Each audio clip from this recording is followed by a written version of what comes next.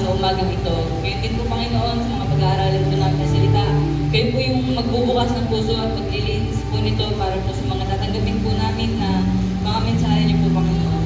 Maging sa preparation po namin para sa service, Lord, kayo po yung mangunguna sa puso ng bawat isa para po, Panginoon, patuloy nga po na magamit namin ito at hindi lang po marinig, ngunit may sa buhay po namin. Kaya naman po, Panginoon, sa iyo po namin inilalapit ang lahat ng puso na bawat isa, lahat po ng buhay po namin, Panginoon. Maraming salamat po muli at ito lamang po ang aming dalangin sa umagang ito sa makapangyarihang pangalan ni Jesus. Amen.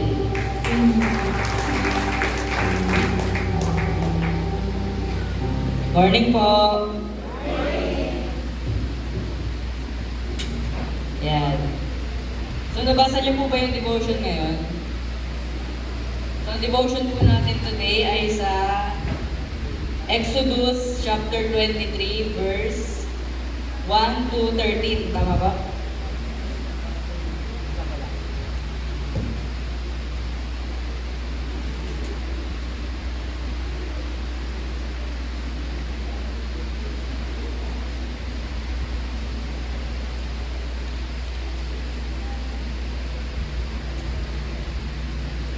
Yan, amen. So yung Exodus 13 po, no? Basahin ko po. Pa-fresh na lang din po para nasa Tagalog po to. Verse 23, ang mga tuntunin tungkol sa katarungan. Huwag kayong gumawa ng anumang pahayag na walang katotohanan. Huwag kayong magsisinungaling para lamang tulungan ang isang taong may kasalanan. Huwag kayong makikiisa sa karamihan sa paggawa ng masama o paghadlang sa katarungan. Ngunit huwag rin ninyong kikilingan ang may hirap dahil lang sa kanilang kalagayan. Kung makita ninyong nakawala ang baka o asno ng inyong kaaway, hulihin ninyo ito at dalhin sa may-ari. Kapag nakita ninyong nakabuwal ang asno ng inyong kaaway dahil sa bigat na dala, tulungan ninyo ang may-ari upang ibangon ang hayop. Huwag ninyong pagkakaitan ng katarungan ang mahihirap. Huwag kayong magbibintang ng walang katotohanan. Huwag ninyong hahatulan ng kamatayan ang isang taong walang kasalanan. Paparusahan ko ang sinumang gumawa ng ganon. Huwag kayong tatanggap ng suhol sapagkat ang suhol ay bumubulag sa tao sa katuwiran at ikinaapi naman ng mga walang sala. Huwag ninyong aapihin ang mga dayuhan. Naranasan na ninyo ang maging dayuhan sapagkat kayo man ay naging dayuhan din sa Ehipto. Verse 10, 6 na taon ninyong tatamnan ang inyong mga bukirin at 6 na taon din ninyong aanihin ang bunga. Sa ikapitong taon, huwag ninyo itong tamnan at huwag ninyo ding anihin ang anumang tubo roon. Bayaan ninyo iyon sa mga kapatid ninyong may hirap at ang matira ay paibayan na ninyo sa mga mahilap na hayop. Gayon din ang gawin ninyo sa inyong mga ubasan at taniman ng mga olibo. 6 na araw kayong magtatrabaho, ngunit sa ikapitong araw ay titigil kayo sa paggawa upang makapagpahinga rin ang inyong mga baka, asno at alipin, at ang mga manggagawang dayuhan. Pakinggan ninyong mabuti itong mga sinasabi ko sa inyo. Huwag kayong mananalangin sa mga Diyos-Diyosan, ni banggitin man ang kanilang mga pangalan. Amen. So yung verse 23 po, no, malinaw po na sinabi dito sa Exodus, kay Moses po, na more on katarungan siya, more on justice, more on justisya. Ang tinuturo sa atin dito, no? Focus po tayo dito kung sa ano. So yung napili ko pong verse dito ay yung sa Exodus chapter 2. Yung sabi dito, huwag kayong makikiisa sa karamihan sa paggawa ng masama o sa paghadlang sa katarungan. So dito po iikot yung pinaka-devotion po na nakuha ko, revelation sa akin. No? So lahat tayo, aware naman tayo sa mga nangyayari, no? Sa paligid. Lalo na sa mga schools, yung nagsimula yan sa Tacloban pero may mga nauna na po. Aware po tayo doon, di ba? So mga kabataan, nag-engage sa violence, kakaroon ng sakitan, and worse, yung mga injury na hindi na pwedeng mabalik. So, ayun, dahil dun sa pagsiklab na yon, ang daming na-influensyahan. Tsaka may mga nabasa pa po ako sa mga balita, may mga bata rin na nai-inspire sa ginawa nila. So yun po yung nakakalungkot doon. Imbis na matakot, imbis na tulungan, nasugpuin yung mga cases na gano'n, yung mga estudyante nai-inspire pa doon sa mga nangyayari. So yun yung influence ng mundo. Ganun yung mundo eh. Wala tayong magagawa kasi ganun nga yung mundo. Kung isipin natin na simple lang yung tukso, ay, hindi po. Grabe po yung tukso mga tulad dyan sa sa mga nangyayari. Doon nga po sa school namin, to share ko na lang din. Nagulat po ako kasi after nung incident na yun sa Tacloban, kinabukasan po, may nagsuntukan agad sa school namin. Tapos yung mga coordinator naman doon, pinalampas muna, kinausap lang ng saglitan. Tapos ayun, wala na. Then yung pinakamaano pa doon, kinabukasan, sinunda naman. May nagsabunutan naman, 2 Girl Scout pa. Girl Scout po yun, ha? So grabe, wala talagang pinipili, kahit sa mga estudyante, no? Walang pinipiling rules, walang pinipiling tao, yung kaaway para gamitin sa mga gawa niya. Wala rin pinipiling lugar, kasi school eh. School, ng mga estudyante yan, makikita niyo yung puro bata. Pero nandun pa rin yung kasamaan talaga. So, hindi lang sa mga estudyante yung influence, no? Pwede rin sa mga tao yun, pwede rin sa ating mga Kristiyano. Maraming bagay dyan na pwede maka-influensya sa atin. Mga online videos, yung mga sumisikat na content creator ngayon, akala natin tama pa rin. Pero, ano na pala sa katotohanan, wala na. So maraming ganun, kaya mag-iingat tayo. And kahit sino, matitrigger no, sa mga ganitong pangyayari. Lahat tayo. So kaya naman, ang pinangalanan ko po itong devotion na to na Christian values. Ano po ba pag sinabing values? Ayun yung bumubuo sa isang Kristiyano. Kasi nga Christian values. Ito yung, kumbaga, kung paano tayo maging Kristiyano. Kung paano natin gampanan yung pagiging Kristiyano. So yung values natin na yun, no? Meron tayong mga values. Pagiging malapit kay Lord, yung pagiging connected natin sa Kanya, yung pagiging dependent natin kay Lord. So yun yung mga values din natin, no? And kayo na yung makakapagsabi kung ano yung mga values nyo bilang Kristiyano, kung ano yung nagpapatatag sa inyo, kung ano yung nagpapalakas ng faith nyo. Kunyari ako, ang nagpapatatag po ng faith ko ay yung mga challenge, yung pagde-devotion. So yun yung parang naging ko sa values ko, no? So ngayong umaga po ay sinabi po sa akin ni Lord, no, dito, kung paano po protektahan yung Christian value natin. Isipin natin value, root word value, maraming pwedeng kasunod yan. Valuable, values, ano po pag valuable? Yun yung mga sobrang halaga, di ba? Pag sinabing value, may halaga to, merong katumbas na malaki. Merong katumbas na kapag nawala, may negative na epekto sa atin. No? Parang pera yan. Value, may value yung pera. And kapag nawala ng value yun, mawawala ng silbi yung pera. So parang ganun din tayo. Ang Christian na walang values, na walang value, walang tinuturing na value, ay parang wala lang din. No? So, protecting our Christian value, ang number 1 po natin dito ay connected talaga dito sa Number 1 ay dapat makatarungan na tayo mag-isip. Yan. Ano ba yung makatarungan? Justice, no? Sa English, justice or hustisya. So kapag makatarungan tayo mag-isip, iisipin natin kung nakakabuti ba sa lahat yung actions na gagawin natin. Iisipin natin kung nagbe-benefit din ba yung iba. Hindi yung puro tayo lang. Iisipin natin yung mga bagay na iti-take natin.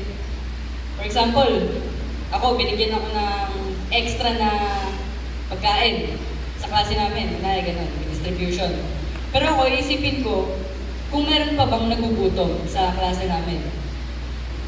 So parang ganun yung magiging natin. Makatarungan tayo mag-isip, hindi lang yung tayo ng tayo. Dapat, isipin din natin kung ano yung nasa paligid natin, kung sino yung nangangailangan sa paligid natin, at kung sino yung mas nangangailangan sa atin. Hindi yung porke nasa harap na natin, iti-take na lang natin. Kailangan, meron tayong pag-iisip.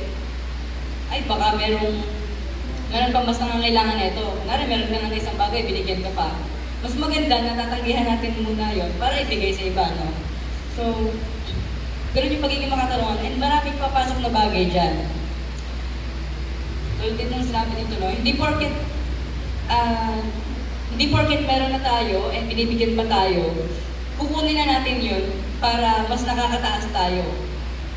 Hindi porket may nakakataas sa atin, hihilahin natin sila pababa. Grab mentality. So hindi po makatarungan din na pag-iisip yun, no? Bilang mga Kristiyano, yung pag-iisip natin na ayaw malamangan, alam ko po meron din. Ako rin po meron din po ako yan kahit sa maliliit na bagay eh. Yung pag-iisip po natin na ayaw nating malamangan, yung ayaw natin yung may mas nakakataas sa atin, or yung may mas superior sa atin, tanggalin na po natin yan. Kasi dyan nagsisimula na makurap yung pag-iisip natin. Dyan nagsisimula na maubos yung pag-iisip natin ng tama. No? Kahit nga sa mga may nagtatanong lang sa'yo sa akin experience ko po, may nagtatanong lang sa akin ng lesson. Pero dahil sakim ako, dahil hindi makatarungan yung pag-iisip ko, dahil ayoko na may nakakalamang sa akin, hindi ko ituturo. So parang ganun yung dating. So iwasan po natin yun, no? Wala na sa atin yung mentality na gano'n. Wala na sa atin yung hindi tayo makatarungan mag-isip. Kailangan sa kahit anong pangyayari, kahit maliit pa yan, bago tayo gumawa ng action, lagi po itong sinasabi, magpe-pray po muna tayo. Bago tayo gumawa, tanungin natin si Lord kung ano ba yung dapat gawin natin. Kasi tayong mga tao, hindi natin alam kung tama pa ba yung ginagawa natin. Well, maybe tama yung nasa isip natin, tama yung sa tingin natin tama, pero meron pang mas maganda si Lord na ipapagawa sa atin kung sa Kanya tayo unang lalapit. And yung ipapagawa ni Lord na yun yung pinakamakatarungan sa lahat ng choices na gagawin natin. Pwedeng hindi natin alam bakit yun yung pinapagawa niya. Pwedeng ayaw natin yung pinapagawa niya kasi akala natin mali. Akala natin, ay, hindi pabor sa atin yung gano'n. Pero kapag si Lord yung nag-utos, si Lord yung nagbigay, laging pabor sa atin yan. Hindi lang sa atin, sa mga tao sa paligid natin. Kasi kapag may value tayo na pagiging Kristiyano, hindi lang tayo yung nagbe-benefit. Pati yung mga nasa paligid din natin, sama-samang aakyat, sama-samang gagapang pataas, no? So, bilang number 1 po yun, no? Lagi natin ipagpe-pray lahat ng mga gagawin natin. Lagi tayong magtatanong ng guidance kay Lord. Lagi tayong magtatanong sa Kanya kung ano ba yung pipilian sa mga choices. Or kung wala mang choices, magtanong tayo kung ano gagawin natin. Ang pangalawa po ay stick to the truth. Lagi tayong didikit sa katotohanan. Kasi walang katarungan kung wala ang katotohanan. So wala pong bagay na makatarungan, no, kung hindi ito totoo. Walang bagay na makakabuti kung hindi totoo, kung kasinungalingan lang. No? Kaya dapat mag-stick tayo sa kung ano yung totoo. Tsaka alam po natin lahat dito yung rule na majority wins, amen? Yung majority wins na rule. So yung rule na majority wins, nananalo yung majority. Pero, hindi sa lahat ng oras, tama yung majority. Inisipin natin, hindi porke, ay marami yung dito, ibig sabihin, panalo to, tama to. Hindi po ganun. Pwede po tayong umiwas lumabas sa majority. Kung nag-pray tayo kay Lord and kung nalaman natin kung ano yung tama. Kasi kung anong magagawa nan, majority lang yan, pero mali. Pero tayo, mag-isa lang tayo, pero kasama natin si Lord. So, saan tayo, no? Doon tayo sa may Diyos na makatarungan. Hindi sa majority na hindi alam kung tama ba, kasi marami lang sila. So, kung pipili natin yun, dahil sa majority na yan, marirealize natin no, na hindi natin kailangang sumama kung saan marami. Hindi natin kailangang umayon sa mundo, hindi natin kailangang umayon kasi yun yung ginagawa ng karamihan eh. For example, sa classroom ulit, yan, puro classroom na lang, estudyante ko kasi ako eh. So, yung mga, nangyayari sa room. For example, may, ano bang pwede? For example, may nagkokopyahan during exam. Lahat sila nagkokopyahan, tapos ikaw na bago lang doon, di mo alam na tradisyon na sa kanila yun. So dahil ginagawa nila, ginawa mo na rin.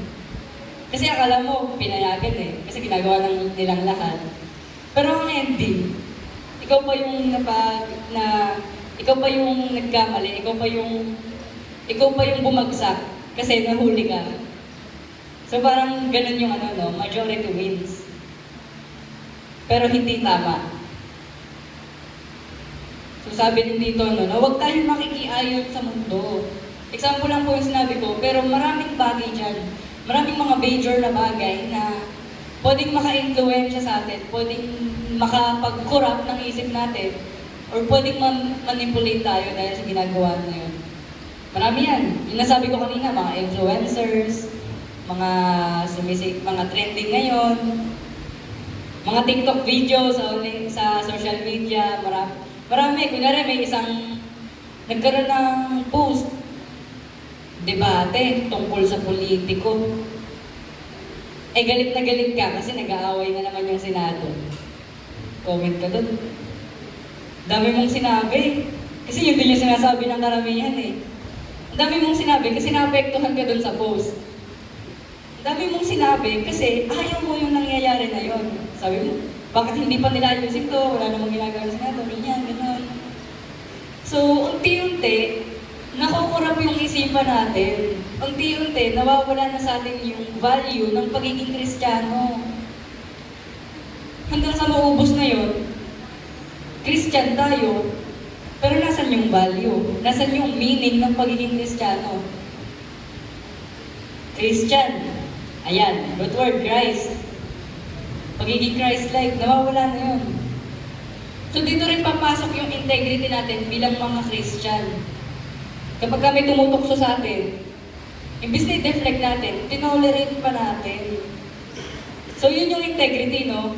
Alam natin na yung integrity po ay yung paggawa ng tama kahit walang nanonood, kahit walang nakikinig, o kahit walang nakatingin sa'yo. So tayo bilang mga Kristiyano, dapat meron tayong integrity din. Dapat nakastig tayo doon sa katotohanan. Kahit anong mangyari, kahit anong sitwasyon, kahit anong mga disaster pa yan. Kasi sa disaster, laging lumalabas yung pag-iisip natin ng kung ano-ano eh. Naniniwala po kayo doon, kapag kung ano yung gulo, kung gaano kagulo na yung bagay, doon lang tayo mag-iisip doon tayo makakapag-isip ng mga bagay na hindi na natin alam kung tama. Kumbaga, nagpapanik na tayo. Tapos, dyan papapasok na madali tayong matutokso. So, kahit anong mangyari, kahit anong lubog pa ng sitwasyon natin ngayon, tandaan natin, lagi tayong dumikit sa katotohanan. Kasi ito rin yung magpapalaya sa'yo, no? Yung katotohanan din. Sinabi rin ni Lord yan. So, kaysa mag-tolerate tayo, maging example tayo ng pagpapakita ng katotohanan. Maging example tayo sa lahat, sa mga KKK, no? Kaklase, kapamilya, kaibigan, yan, sinasabi lagi. Na maging example tayo sa kanila, huwag natin silang ito-tolerate para sa kasamaan, huwag natin silang ito-tolerate na sasama kayong babagsak. Maging example kayo para umangat, maging example tayo ng katotohanan. Kasi nga, tayo ay mga Kristiyano at isa sa mga values natin yun. Kaya dapat nating protektahan na hindi manakaw at hindi natin mawala yung mga values na yun. So bilang mga Kristiyano, no, di na tayo yung magpapa-apekto pa sa kung anong mga anunsyo, sa mga anong announcement na hindi natin gusto, sa mga bagay na hindi natin sinasang-ayunan, hindi na tayo magpapa-apekto pa sa mga tukso. Sinasabi ko po na may tukso pa rin kasi kapag Kristiyano ka, hindi ibig sabihin nun na exempted ka na sa tukso. Ako po, bilang Kristiyano, na-realize ko lang po na mas marami pang tukso yung lalapit sa'yo. Kasi nga, ito yung challenge mo eh. Kung sino yung pinakamalalim sa Diyos, ayun yung nilalapitan ng kaaway, ayun yung tinatarget niya para hilahin pa lalo mababa. So yun yung gusto ng kaaway sa atin, yung bumagsak tayo, yung lumayo tayo kay Lord. So bilang challenge po natin, no?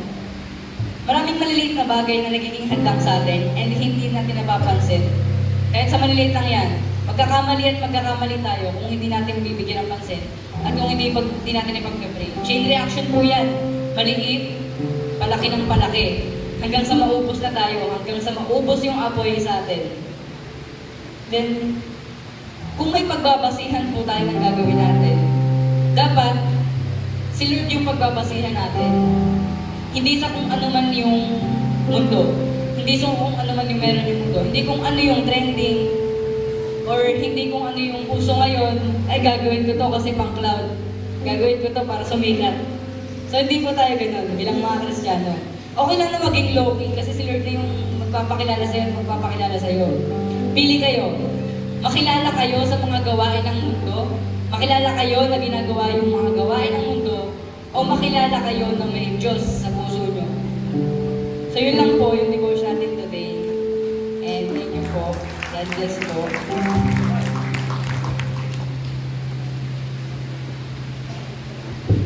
Amen. Salamat po kay Kuya Ishma. So yun, konti lang po yung iyan ko sa verse 2. Sabi po kasi dun sa verse 2, huwag kayong makikiisa sa karamihan, sa paggawa ng masama, o sa paghadlang sa katarungan. So yung pinipinpoint dito, napakaliwanag po.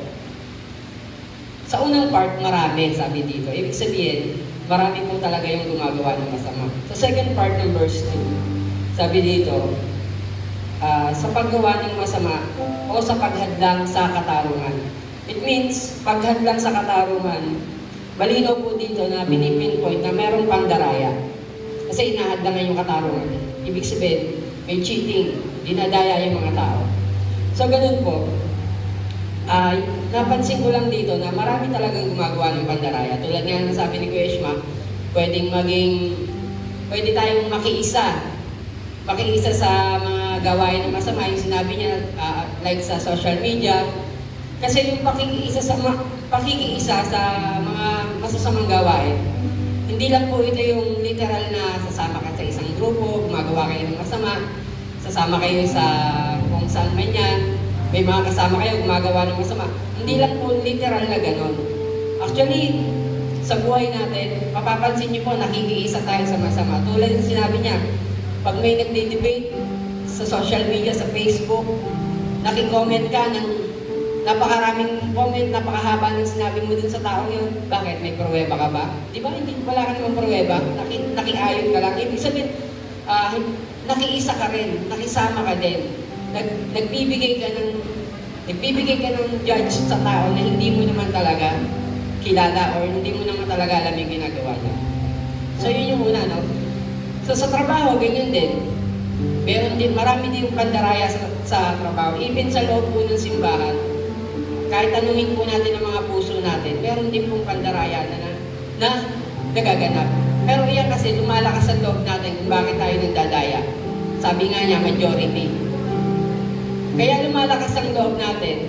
Kapag meron tayong nakikita, nakakasama ng mga mandaraya, ay okay lang kasi si ganun nga, ginagawa yun eh. Si ganun nga, okay lang. Siya nga, ginagawa yun eh. Ibig sabihin, yun yung nagpapalakas ng loob natin para mandaya tayo.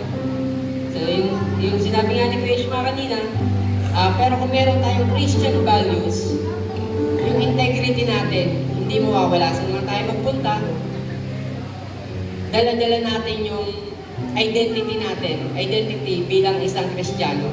Kasi, lagi po natin isipin, saan man po tayo magpunta, saan tayo makarating, ang lagi natin tatandaan, dala natin ang presensya ng Panginoon.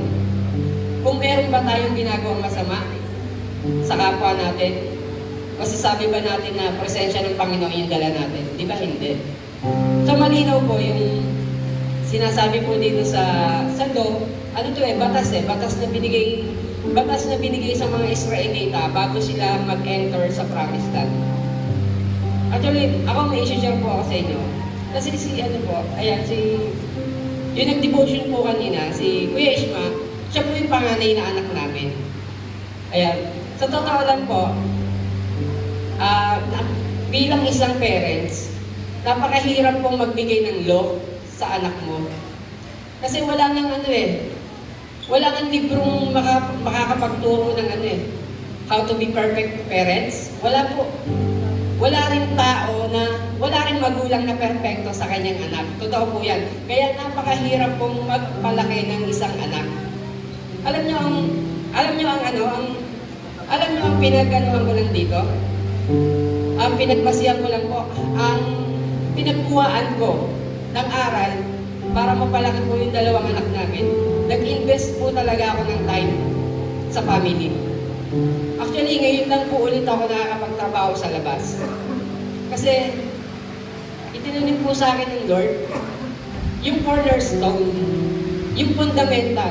Habang bata, eto gusto ko lang ma-inspire yung mga may maliliit na anak. Habang maliliit po yung anak natin, mas maganda po na yung fundamental, nagagabayan natin sila, nakikita natin yung mga gawa nila. Kaya po talaga ako dati, mas pinili ko po mag-home base sa trabaho. Ngayon lang po ulit ako nakakalabas ng trabaho dahil malalaki na po sila. Pero yun po talaga yung fundamental. Sabi nga kasi, meron po kasi akong parang naging naging paniniwala ko dati. May nagsabi kasi sa akin ito. Sabi ko, nagtatanim ka daw para sa kung nagpaplano ka para sa isang taon, magtanim ka ng palay. Pero kung nagpaplano ka na para sa 10 taon, magtanim ka ng puno.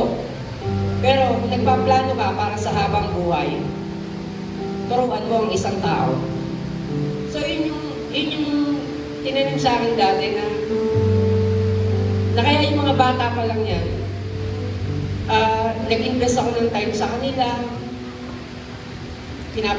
tinitingnan ko yung mga gawa nila, hanggang sa, alam niyo po yung pinaka-naging fundamental ko na ituro sa kanila, hindi naman yung galing sa akin Tinrain ko sila na magbasa kayo ng Bible, kasi wala akong may tamang may tuturo sa inyo na hindi ko sigurado kung tama ang ituturo ko sa inyo. Pero sinisigurado ko, pag yan mga turo ng Biblia ang nabasa nyo, sigurado kung tama yan, dahil kay Lord galing yan. Praise God, alam niyo po, hindi ko na-expect na yan. Nakapag-share na siya ng Word of God na hindi ko siya pinilit. Totoo po, hindi ko pinilit yung mga bata na yan na maglingkod kayo sa Panginoon. Ito yung gawin nyo, pasok kayo sa ministry. Dahil sa prayer, dahil sa pagdevotion, dahil sa lagi namin nilalapit sa Lord ang mga batang ito. Ngayon, share ko lang sa inyo, talagang ngayon, yung sinasabi ng Lord na turuan mo ang isang tao, feeling ko na-harvest ko na siya ngayon. Kasi nakikita ko po yung plano ng Diyos sa mga bata, nagagamit sila sa ministry. So yun po yung iko-connect ko lang po dito sa sa chapter 23. Ito po kasi yung mga law, yung mga batas na ibinigay sa Israelita. Tayo po mga tao, gumagawa din ng batas, pero hindi lahat ng batas natin ay tama. Marami po sa batas ng Pilipinas ang komplikado. Pero sa batas ng Diyos, lahat po yan sinisigurado ko. Tama po yan dahil galing po yan sa Diyos. So yun lang po yung naging basihan ko sa mga batang ito. Ako, natutuwa lang po kasi ako. First time kasi siya na nag-devotion, ako po yung magpapalo up. Actually, pagka-follow up sa kanya, pinapasok ko lagi kay Ate Mitzi, kay Kuya Andre, lagi po sila. Ngayon, tinanggihan po ako Ako daw po yung mag-follow up. Kaya yun po, praise God po na talagang, sabi ko, napakalaking blessing din po talaga na makikita po natin yung anak natin, di ba? Habang lumalaki po, nagsiserve sila sa Lord. Nang hindi hindi sila pinipilit, hindi sila napipilitan. Yung Lord ang nagtatanim ng pagsasort sa kanilang puso.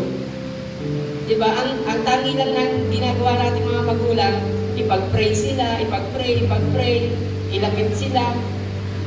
Actually, yun lang po talaga yung kaya talagang glory to God kasi si Lord po ang gumagawa nun. Hindi po tayo mga magulang.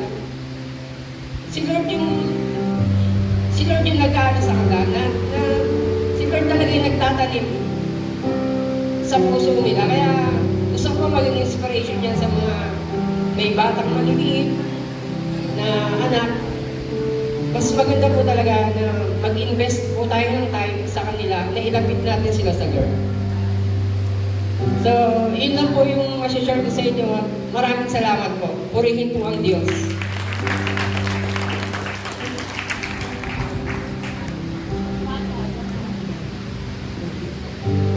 Ayan.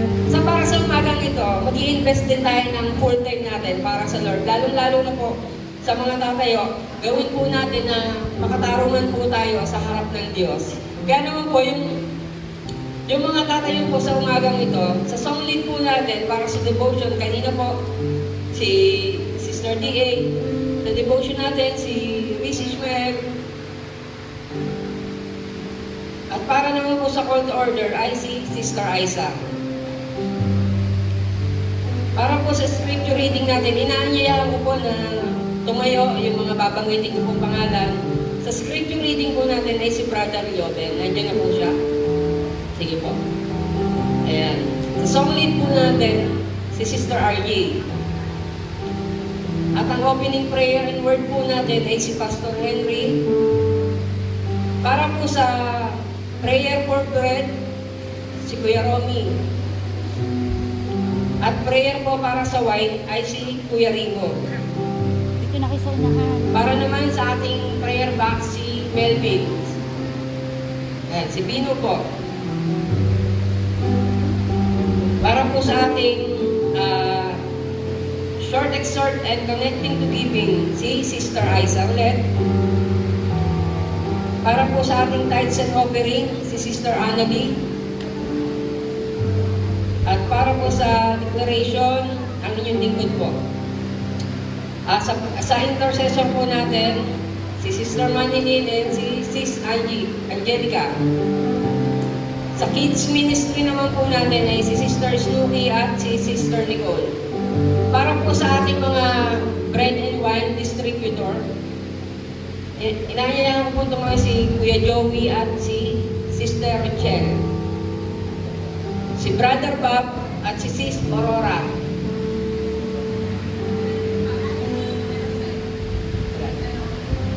Ay, di na.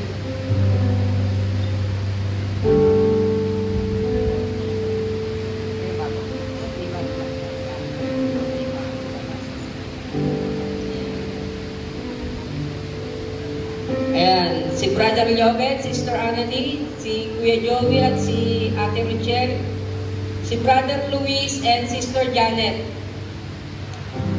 si Brother Saldi at si Sis Shelly, si Brother Danilo at si Sister Babes, si Brother Joel at si Sister Eileen, si Brother Francis at si Sister Anna, si Brother Elmer at si Sister Janet. Sige po, samahan niyo po ako, ituon po natin ang ating kamay sa kanila para ipanalangin po natin ang Sunday service na ito nang may katagumpayan sa Panginoon. Ama naming Diyos na nasa langit, Ikaw ang Diyos na buhay. Ikaw ang Diyos ng Israel. Ikaw ang Diyos ng lahat. Salamat po, Ama. Ang papuri, pasasalamat, at pagsamba ay sa iyo lang po namin ibinabalik. Ama, salamat po sa mga privilege na binibigay mo sa bawat isa sa amin. Lord, sa opportunity na ito na muli gagamitin mo ang bawat isa sa amin para sa iyong gawain. Maraming salamat po, Panginoon, sa araw na ito. Alam po namin, Lord, na ang Sunday service na ito ay kung hihilingin namin ang katagumpayan dito sa iyo, Panginoon, Lord, agad-agad ito ay ibibigay mo sa amin. Kaya ngayon pa lang, Panginoon, nananampalataya po kami na ikaw yung Diyos na naglagay sa bawat isa sa amin dito.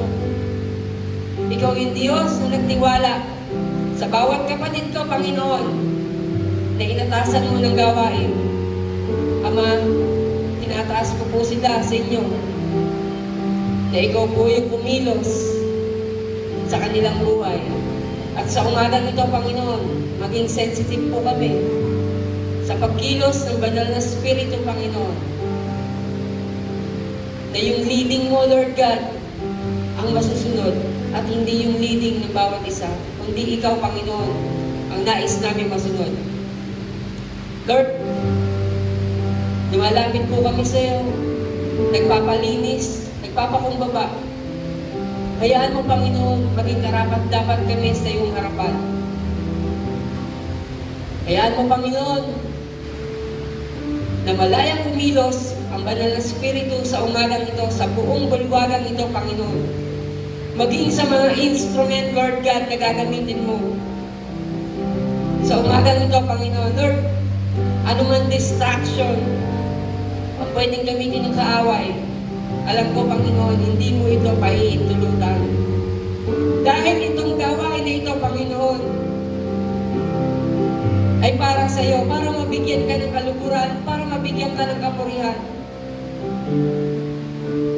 At higit sa lahat, Panginoon, ang gawain na ito ay magiging benepisyo, Panginoon, sa lahat ng makakarinig ng iyong banal na salita. Lord, dalangin ko po magbunga po ito sa bawat makakarinig. At sa umagang ito, Panginoon, wala kaming ibang nais kundi ikaw ang mabigyan ng kapurihan, mabigyan ng pasasalamat. Sa iyo lahat, Panginoon, namin ibinabalik ng katagumpayan. Lord, hindi po dahil sa magagaling ang pinili mo, Panginoon. Hindi po dahil sa marurunong, matatalino. Wala itong lahat, Panginoon. Alam po namin, Panginoon, na kaya kami nakatayo dito dahil sa biyaya mo. Hindi dahil sa aming mga sarili. Kaya naman, Panginoon, pinagpapasalamat namin sa iyo ang pagpili mo, Panginoon, sa bawat isa sa umagang ito. Maraming salamat po, Panginoon. At dalangin ko po, Panginoon, ang pastor po na gagamitin mo sa umagang ito, Lord God. Lord, ngayon pa lang, yung puso niya, alam ko, nanirete mo na. Lord, ikaw po yung magpapalakas lalo ng pananampalataya ng bawat isa dito, Panginoon. Sa tulong ng pastor na ipinagkaloob mo sa amin. Lord, lagi mo pong ingatan ng aming pastor, maging kanyang buong sambayanan. Ikaw yung Diyos na laging magpapatatag sa amin. Maraming salamat po nga sa umagang ito. Sa ilang po namin, ibinabalik ang mataas na papuri, pasasalamat at pagsamba sa umagang ito. Ito po ang aming dalangin sa pangalan ni Jesus na aming Panginoon. Lahat po tayo ay magsabi ng Amen.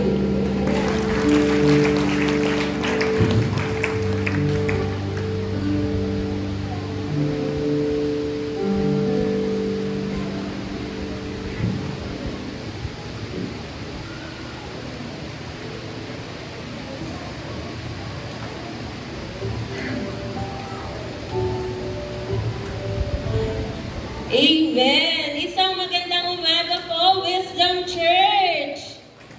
Parang mahina yung palakpakan. Gising na po ba? Amen! Amen! Palakpakan natin ang Diyos na buhay sa umagang ito. Yung pinakamalakas na palakpak na kaya po natin ibigay sa ating Panginoon. Amen! Amen! So we are blessed na muli po tayong pinagsama-sama at pinagtagpo ng ating Panginoon dito po sa kanyang tahanan para muling magpuri, magbigay ng pasasalamat sa isang buong linggo po natin. Ano? So, ngayong umagang ito, let us give